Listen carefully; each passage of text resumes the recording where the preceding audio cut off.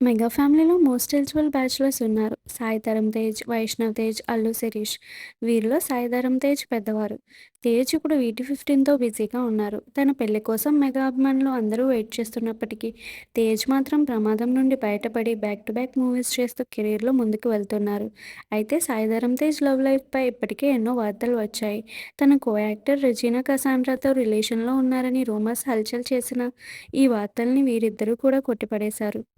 అయితే రీసెంట్‌గా తేజ్ తన లవ్ లైఫ్‌పై స్పందించారు. ఒక ప్రైవేట్ ఈవెంట్‌లో పాల్గొన్న తేజ్ తన లవ్ బ్రేకప్ గురించి పంచుకున్నారు. తనకి 2023లో బ్రేకప్ జరిగిందని, అది తనకి చాలా పెయిన్‌ఫుల్ బ్రేకప్ అని చెప్పుకొచ్చారు తేజ్.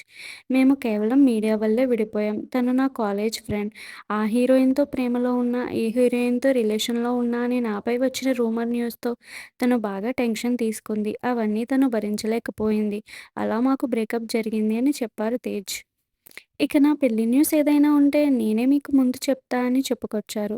అయితే తేజ్ చేసిన ఈ కామెంట్స్ ఇప్పుడు నెట్టింట్లో వైరల్‌గా మారాయి. మరిన్ని ఇంట్రెస్టింగ్ అప్డేట్స్ కోసం please do like, share and subscribe.